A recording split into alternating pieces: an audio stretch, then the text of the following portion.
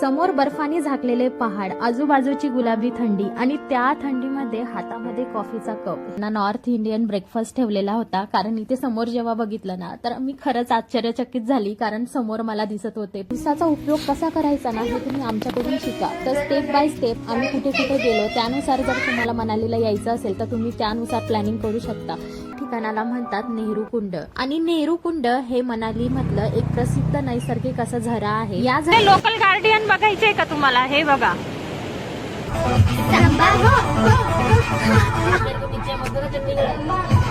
काम करून ते कपड़ा यांना देतात. मतलब ये ऊपर के सच्ची में हाथ से ही बने हैं क्या? अच्छा, पूर्ण फोल्ड करायची, पूर्ण ट्रायंगल आहे.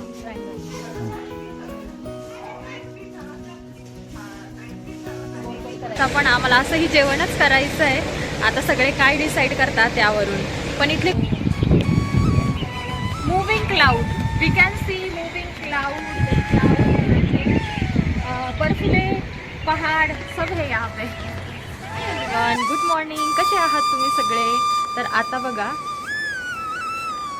बाहेरचं वातावरण बघा. तुम्हाला जर काही दिसत नसेल तर इथे फॉग आलेला आहे आणि क्लायमेट बघा कसं चेंज झालंय एकदम. आता म्हणजे जेव्हा सकाळी उठलो ना आम्ही, म्हणजे इव्हन पहाटे 5 वाजता सुद्धा आपल्याला माउंटन दिसत होते आणि माउंटनवर स्नो दिसत होता. पण आता जेव्हा बघते ना मी बाहेर येऊन, आणि आता आहे ना सकाळचे 9 वाजलेले आहेत आणि बाहेर बघते तर इथे बघा एवढा फॉग आलेला आहे आणि माउंटन पण दिसत नाही आणि काहीच दिसत नाहीये.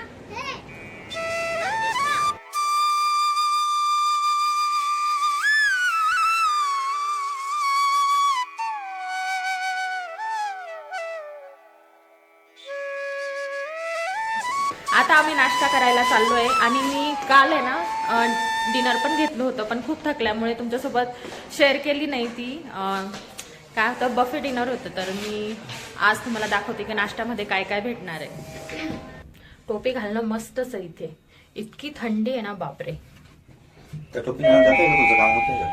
सो सकाळचा ब्रेकफास्ट करण्यासाठी आपण इथे येऊन पोहोचलेलो आहोत डायनिंग एरियामध्ये. आणि इथे बघा सगळ्यात पहिले आपल्याला ज्यूस दिसतोय, त्यानंतर काही पावडर दिसतात. त्यामध्ये होतं चॉकलेट पावडर, बोर्नविटा पावडर, त्यानंतर शुगर क्यूब्स होते आणि हॉट मिल्क, हॉट वॉटर हे सगळं ते देतात. म्हणजे तुमच्या रिक्वायरमेंटनुसार जर तुम्हाला एखादं ड्रिंक तयार करायचं असेल तर तुम्ही तुमच्या आवडीनुसार इथे तयार करू शकता.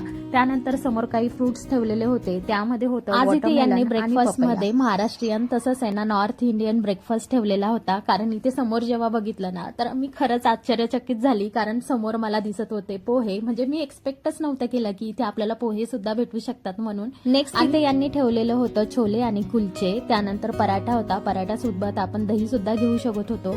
नेक्स्ट ठेवलेलं होतं लहान मुलांसाठी स्पेशल असा बर्गर. विनय तर असा मागे लागला ना की मला पाहिजे म्हणून. पण इथे समोर आपल्याला दही दिसतीये आणि त्याच्या शेजारी हे बघा आहे ऑमलेट, आणि ऑमलेट सुद्धा खूप सकाळच्या आहे ना नाश्त्यामध्ये जेव्हा आपण प्रोटीन घेतो ना तर दिवसभर आहे ना आपल्या शरीरामध्ये ऊर्जा अशी साठवून राहते. म्हणून इथे बघा त्यांनी ठेवलेले होते बॉईल एग सुद्धा, आणि बॉईल एगच्या शेजारी ज्यांना नॉनव्हेज खायला आवडतं त्यांच्यासाठी होते हे चिकन. सो असा काही आजचा मेन्यू होता ब्रेकफास्ट मध्ये. बघूया टेस्ट करून की याची टेस्ट कशी आहे. How is it? How is it Vinay? Good? What you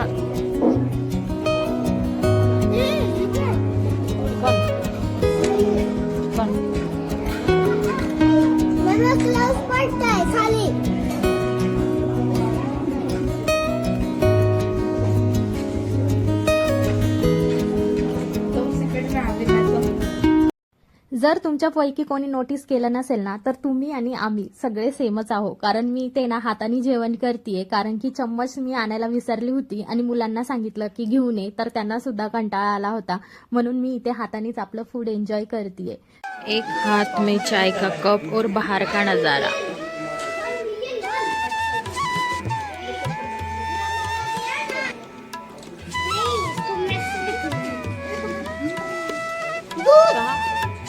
yes,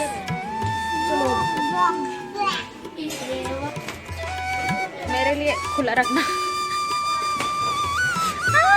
good morning guys. तर आता आहे ना आम्ही जस्ट ब्रेकफास्ट मी फिनिश केलेला आहे आणि हातामध्ये आहे कॉफी. ॲक्च्युली खूप स्ट्रॉंग बनली आहे, पण काही नाही, एवढ्या थंडीच्या मोसममध्ये एवढी स्ट्रांग कॉफी तो बनती है. और ये देखो बाहर का नजारा. म्हणजे जेव्हा मी रूम मधून बाहेर आले ना, अक्षरशः काहीच दिसत नव्हतं. पण आता तरी थोडं थोडं क्लायमेट, म्हणजे इथलं क्लायमेटचं काहीच सांगू शकत नाही आपण. कधी पाऊस होतो तर कधी बर्फ पडेल. आणि आता आहे ना असं क्लायमेट झालंय की रेन पण आहे, फॉग पण आहे आणि इतकी थंडी आहे. But we are enjoying. समोर बर्फाने झाकलेले पहाड, आजूबाजूची गुलाबी थंडी आणि त्या थंडीमध्ये हातामध्ये कॉफीचा कप, हे सगळं काही जर तुम्हाला एन्जॉय करायचं असेल ना, तर तुम्हाला मनालीला यायलाच लागतंय.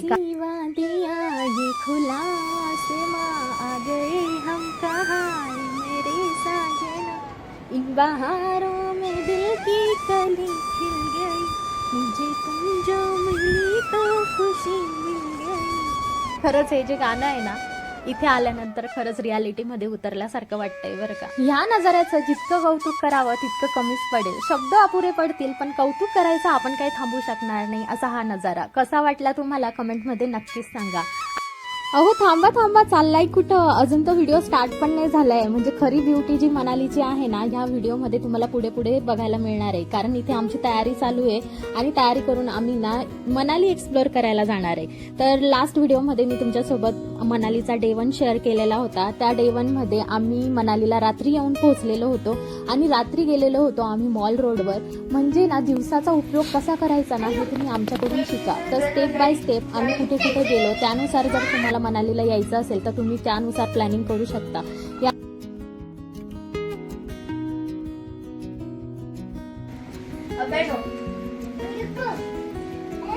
छान तयारी करून दिली मी माझ्यासाठी की सागरवेणी घालून दिली बघा तिला. हे बघा सागरवेणी. मी तुम्हाला नेक्स्ट व्हिडिओ मध्ये सांगेल की सागरवेणी कशी घातल्या जाते. एकदम सिंपल पद्धतीने आणि दिसायला पण खूप सुंदर दिसते. म्हणजे आपण स्नो मध्ये जाणार आहे ना आम्ही, त्यामुळे तिला कॅप घालूनच ठेवावं लागेल. आणि हे केस कसे इकडे तिकडे सरकतात, त्याच्यासाठी सागरवेणी ना अगदी बेस्ट ऑप्शन आहे हेअरस्टाईल साठी. सो गाईज, आम्ही इथे सगळेजण रेडी झालेलो आहोत बाहेर जाण्यासाठी. म्हटलं तुम्हाला आहे ना बाहेरचा व्ह्यू दाखवते. आणि मी काय वेअर केले नाही, ऍक्च्युली ते सुद्धा दाखवायचं होतं मला. पण बाहेर आल्यानंतर सगळीकडे काळोख, म्हणजे अंधार पसरलेला होता. तुम्ही बघू शकता की क्लाउड्स आलेले आहे ब्लॅक कलरचे, म्हणजे पाऊस येणार आहे. माहित नाही आमची ट्रिप कशी, पण इथे आम्ही एन्जॉय करायला आलोय म्हणून एन्जॉयच करणार. चाहे यहाँ पे आंधी आहे, तुफान आहे, बारिश आहे, कुछ भी आहे, हमें उससे कुछ फरक नाही. तर इथे 4 फॅमिली आम्ही आलेलो होतो. काही लोक तयार होत होते, तोपर्यंत म्हटलं खालच्या फ्लोअरला जाऊन तुम्हाला आहे ना हा नजारा जवळून दाखवते. आणि खरंच बघा ना किती ब्युटिफुल दिसतंय हे सगळं. ऑसम. म्हणजे आम्हाला बाहेर कुठं जायची पण गरज नाही असं वाटत होतं. इथेच बसून मस्त बेडवर रिलॅक्स करायचं आणि बेडवरूनच कर्टन ओपन केले ना की आम्हाला हा नजारा दिसत होता. पण नाही, आम्ही ना हॉटेलमध्ये स्टे करायला तर काही आलेलो नाहीये. बाहेरचा नजारा बघितल्याशिवाय आम्ही तर काही राहणार नाही बाबा. चला तर आम्ही कुठे चाललोय ना, माझ्यासोबत मी तुम्हाला घेऊन जाते.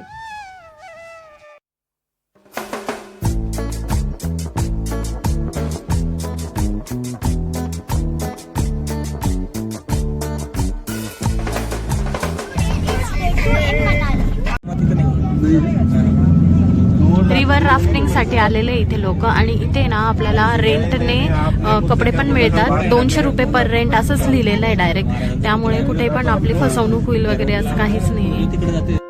आपण इथे नेहरू कुंड या रस्त्यावर येऊन पोहोचलेलो आहोत. आणि रस्त्यावर बघा असे वेगवेगळे शॉप आहेत. प्रत्येक शॉपला वेगवेगळा नंबर आहे. नंबरनुसार आपण त्या शॉपला ओळखू शकतो. म्हणजे इथून जेव्हा आपण रेंटनी कपडे घेऊन जातो ना रिव्हर राफ्टिंगसाठी, की पुन्हा त्याच शॉपमध्ये आणून देण्यासाठी हा नंबर आपल्याला बेनिफिशियल असतो. आणि इकडे आजूबाजूचं वातावरण बघा किती सुंदर आहे. म्हणजे जेव्हा घरातून निघालं तर अंधार, म्हणजे पूर्ण काळोख पसरलेला होता.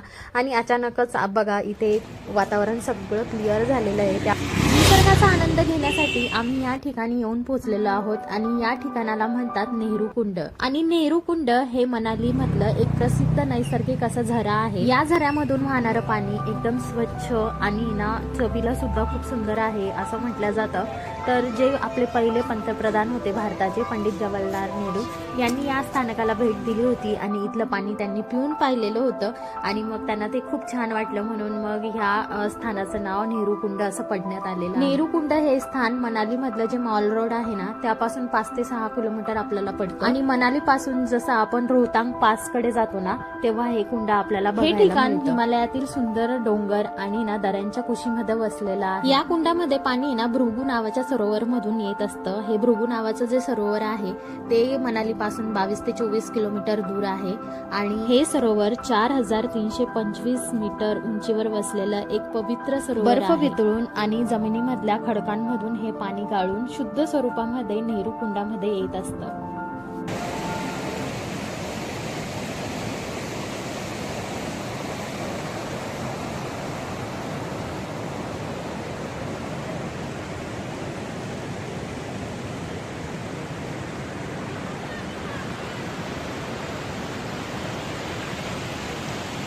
रितिशा कसं वाटतंय? रोहतांग पास, अटल टनल आणि सोलंग व्हॅलीला जात असताना आपल्याला हा नेहरू कुंड लागतो आणि इथे येण्यासाठी कोणतीही एंट्री फी आपल्याला लागत नाही. इथे आपल्याला एकदम क्रिस्टल क्लिअर आणि नैसर्गिक पाण्याचा झरा इथे आपल्याला हिमालयन हिरवगार डोंगर बघायला मिळते. आजूबाजूला दऱ्या खोऱ्या आहेत आणि हे जे बेसॉल्ट नावाचे खडक आहे ना ते सुद्धा खूप मोठे मोठे असे दगड आपल्याला इथे बघायला मिळतात. इथे मी कोणतं गाणं म्हणते माहिती आहे का? कोणी गेस केलं का? मी सांगतो पंछी बनू उडती फिरू मस्त गगन में आजाद हो दुनिया. इथले लोकल गार्डियन बघायचे का तुम्हाला? हे बघा, हे इथले लोकल गार्डियन आहेत आणि इथे एक रेड कलरचा टॉप घातलेली मुलगी तिच्या मागे आले ते, म्हणजे त्यांनी तिचा जसा पिछा केला ना तसा सोडलाच नाही जोपर्यंत ती बाहेर गेली नाही. तर इथे आले ना तुम्ही तर ह्या लोकल गार्डियन पासून जरा सावधान राहा. जर कधी तुम्ही मनालीला आलात तर आहे ना ह्या नेहरू कुंडला नक्की भेट द्या. इथलं पाणी सुद्धा मी थोडंसं पिऊन बघितलं, खरंच खूप छान. आणि इथे येण्याचा बेस्ट टाइम म्हणजे ना मार्च महिन्यापासून ते जून महिन्यापर्यंत. त्यानंतर तुम्ही ऑक्टोबर महिन्यामध्ये येऊ शकता. इतर महिन्यामध्ये कधी रस्ते बंद असतात किंवा कधी जास्त पाऊस पडलेला असतो त्यामुळे थोडासा प्रॉब्लेम होतो. आणि इथे आम्ही एप्रिल महिन्यामध्ये आलेलो आहेत आणि खरंच म्हणजे पुढे पुढे व्हिडिओ जसा तुम्ही बघाल ना तर आम्हाला इथे स्नो वगैरे सगळं बघायला. आणि हे जे ठिकाण आहे ना नेहरू कुंड इथे तुम्ही दुपारच्या सुमारामध्ये येऊन ना मस्त छान असे फोटो काढू शकता. इथे आल्यानंतर 30 ते 40 मिनिटं आरामात घालवू शकता.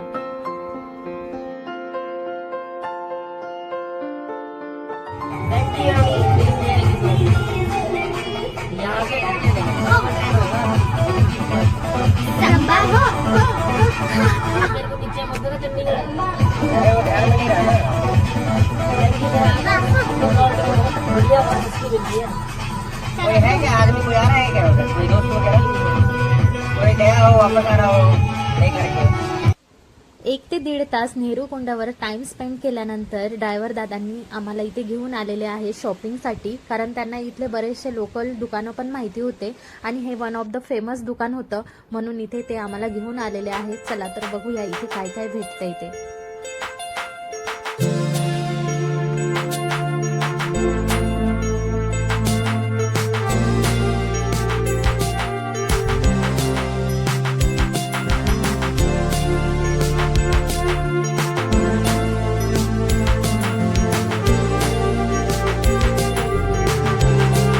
जेव्हा आपण एखाद्या बाहेर गावी किंवा शहरामध्ये फिरायला जातो तर तिथल्या लोकांची ओळख हा त्यांचा पोशाख, त्यानंतर त्यांचं खाणं पिणं, त्यांचा पेहराव किंवा मग त्यांची भाषा याच्यावरून. म्हणून या दुकानाला भेट दिल्यानंतर मला असं वाटलं की हिमाचल मधली जी पोशाखाची परंपरा आहे ना हे जपून ठेवण्याचं काम मात्र ह्या दुकानाने केलेलं आहे. तुम्हालाही हाच प्रश्न पडलाय का? एवढे छान विणकाम केलेले कपडे हे आणतात तरी कुठून? तर आहे ना मला याचं उत्तर जेव्हा मी या दुकानाच्या बेसमेंटला गेली ना ऊपर के जो भी कपड़ा है वो यहाँ से ही बनाए हैं. अच्छा,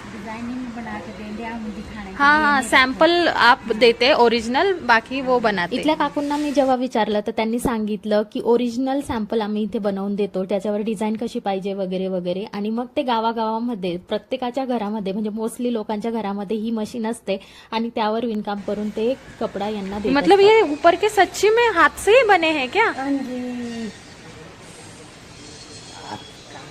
हाथ का कब से काम कर रहे हो यहाँ पे? हम तो मार्को तो बहुत सालों। हाँ, आप पूरा एक्सपर्ट हो गए होंगे। तर हिमाचलमधले लोक आहे ना जास्त करून ह्या मशीनचा वापर करून कपडे शिवत असतात. तर ही जी निटिंग मशीन आहे ना जास्त करून मग शाली, टोप्या, त्यानंतर स्वेटर वगैरे असे जे थंडीचे कपडे असतात ना, लोकरचे कपडे, ते विणण्यासाठी ह्या निटिंग मशीनचा यूज होतो. आणि ही मशीन बघा ना, एका साईडला आहे ना व्हाईट कलरचा धागा असतो आणि त्याच्या ऑपोजिट साईडला रंगीबेरंगी असे धागे आपल्याला दिसत आहेत. इथल्या कपड्यांमध्ये ह्या लोकांच्या हाताची मेहनत आणि कलाकृती दिसून येते. मग असं वाटलं की आपणही इथली काहीतरी आठवण घेऊन जावी, म्हणून मी पुन्हा फर्स्ट फ्लोअरवर गेले आणि ना इथल्या बऱ्याचशा लोकांनी हा स्कार्फ बांधलेला होता. मला सुद्धा तो आवडला. म्हटलं चला एक छोटीशी वस्तू का असे ना इथून म्हणून मी याच दुकानाच्या फर्स्ट फ्लोअरवर आलेली आहे. आणि इथे ना बऱ्याचशा बाया आहे ना त्यांनी स्कार्फ बांधलेला होता डोक्याला. म्हटलं चला ही काहीतरी ब्युटिफुल वस्तू आहे आणि युनिक सुद्धा वाटते. म्हटलं चला हेच घेऊया. म्हणून दीदीला सांगितलं की मला छान छान असे स्कार्फ दाखव म्हणून. तर दीदीने मला खूप छान छान असे रंगबिरंगी स्कार्फ दाखवले. पण तो स्कार्फ बांधायचा कसा, त्यानंतर पुन्हा माझ्यामध्ये डाऊट पण होता की ह्या स्कार्फची जी खळी आहे ती पण निघू शकते का, म्हणजे प्रिंट वगैरे. तर तिने मला असं हाताने घासून दाखवलं आणि म्हटली की इथला प्रत्येक एवढे सुंदर सुंदर आणि रंगीबेरंगी स्कार्फ बघून आहे ना डोक्यामध्ये कन्फ्युजनच तयार झालं की आता घ्यायचा तर घ्यायचा कुठं. कारण एकूण एक मला स्कार्फ आवडायला लागलेला होता. त्यापैकी हा जांभळ्या कलरचा बघा किती सुंदर दिसतोय. पण आहे ना त्याच्यावर अशी प्रिंट होती. खरं तर त्या ताईने मला ती प्रिंट घासून पण दाखवली. पण तरी सुद्धा आपण आहे ना कसे मिडल क्लास फॅमिलीतले आहे ना, आपल्याला असं वाटतं की धुतल्यानंतर ही प्रिंट जायला नको, पण घातल्यानंतर हा इतका सुंदर दिसत होता ना, खरंच मला वाटलं की हा स्कार्फ घ्यावा म्हणून. स्कार्फ बांधायचा कसा ना हा पण आपल्यासाठी एक नवीन टास्कच आहे बरं का. कारण तिथे ना बांधण्याची पद्धत सुद्धा वेगळी होती. तर हा स्कार्फ बांधल्यानंतर काही असा दिसत होता. कसा वाटला तुम्हाला कमेंटमध्ये नक्कीच सांगा.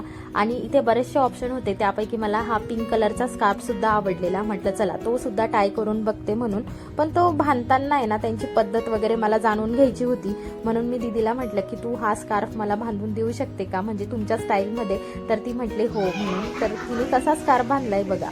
अच्छा पूर्ण फोल्ड करायची, पूर्ण ट्रायंगल हा.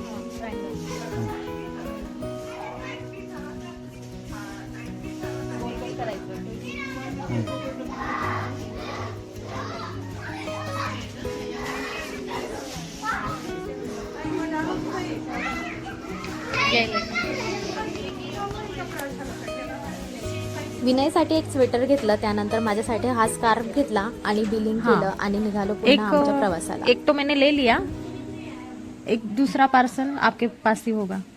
वो आगे मिलेगा. अच्छा हाँ ठीक. दुकानातून बाहेर पडताच आम्हाला रिमझिम असा पाऊस लागला. आणि जेव्हा पाऊस येऊन जातो ना ह्या हिमाचलमध्ये, तेव्हा पहाडाची जी सुंदरता आहे ना ती बघण्यासारखी असते. पण इथे बघा ढग दाटून आलेले आहेत. निळसर कुठे काळसर असे ढग दिसत आहेत.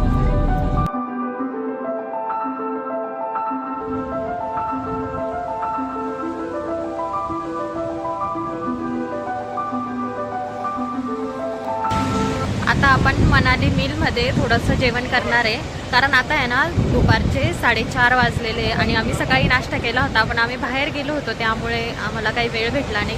पण मग आम्ही इथे ना आता जेवण करून घेणार आहे. तर बघूया म्हणजे काय आहे की संध्याकाळी आता 8 वाजता पण आम्हाला असंही जेवणच करायचं आहे. आता सगळे काय डिसाईड करतात त्यावरून.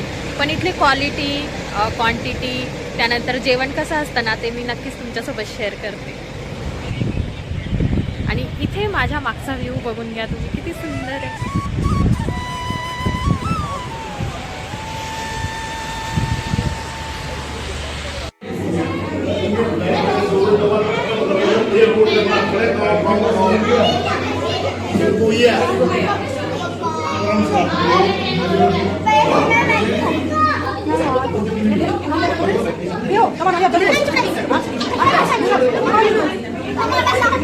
पिझ्झा किती आहे?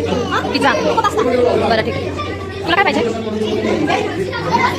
इथे आमची ऑर्डर देऊन झालेली होती आणि स्नॅक यायला थोडा वेळच होता. म्हटलं चला बाहेरचं वातावरण एक्सप्लोर करूया. आणि जेव्हा आहे ना मी हॉटेलच्या बाहेर निघाली तर टेम्परेचर किती होतं माहिती आहे का? 3 डिग्री सेल्सिअस टेम्परेचर होतं. म्हणजे 0 डिग्रीला बर्फ तयार होतं. म्हणजे तुम्ही विचार करू शकता की वातावरणात किती थंडावा होता. आणि खरंच म्हणजे आजूबाजूला बर्फिले पहाड आणि हे मूव्हिंग क्लाउड्स, हा नजारा इतका अप्रतिम होता ना. खूपच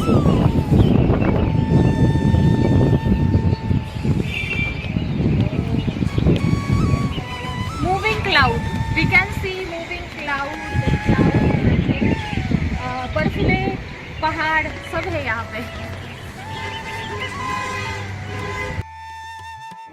तो वेलकम टू माय चैनल। तो अब हम मनाली में हम स्नैक्स खाने आए। तो हम दोनों ने ऑर्डर किया है नूडल्स, है ना? हम दोनों ने नूडल्स ऑर्डर किए हैं और बहुत सारे लोगों ने पिज्ज़ा, फ्रेंच फ्राइज, मोमोज और मैगी ऑर्डर किए। तो देखते हैं बाद में कितना अच्छा और डिलीशियस खाना मिलेगा मनाली में। तो आप गेस कर सकते हो यहाँ पर पूरे इलाके में बर्फ है और यहाँ पर आपको इतनी ज़्यादा ठंडी है, इतनी ज़्यादा ठंडी है भाई, रात को आओगे तो तुम बर्फ बच जाओगे, सोच लो। आपको ना बर्फ देखने का, चलो दिखाते बर्फ। वो देखो बड़ा, रुको आपको अच्छे से दिखाते। अरे पागल हो क्या वीडियो बनाने के लिए? आप देखो ना, ये देखो कितनी ज्यादा बर्फ है, वो रियल बर्फ है और बर्फ को छूगे ना तब खत्म।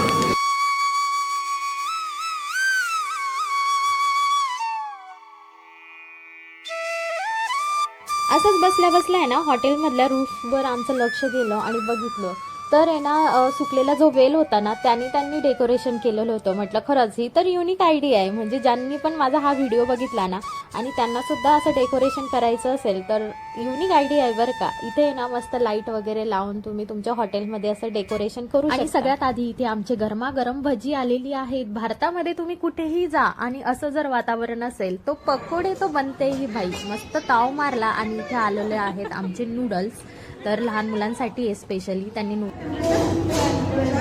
आजचं टेम्परेचर आहे 5 to 12 डिग्री सेल्सिअस म्हणजे 5 ते 12 डिग्रीमध्ये व्हेरिएशन झालेलं आहे. टेम्परेचर आम्ही मेजर केलं आहे ना ते इनसाइड रूम मधलं आहे. आउटसाइड रूम मधलं टेम्परेचर मी तुम्हाला सांगितलं होतं. आणि इथले डॉगीज बघा किती केसाळ आहेत. म्हणजे खरं तर त्याची गरजच आहे त्यांना. वातावरणच इतकं थंड असतं ना की क्लायमेटला मिळतं जुळतं करून घेण्यासाठी ना स्वतःमध्ये काहीतरी बदल होतातच ऑटोमॅटिकली. त्यापैकी हा पेट पूजा केली आणि आता इथे पाऊस सुद्धा सुरू झालेला होता. म्हटलं चला आजच्या दिवसाचा एंड इथेच करूया. म्हणजे आता रूमवर जाऊन मस्त गमती जमती करायच्या, एकत्र बसायचं, गाणे वगैरे गायचा असा आमचा प्लॅन.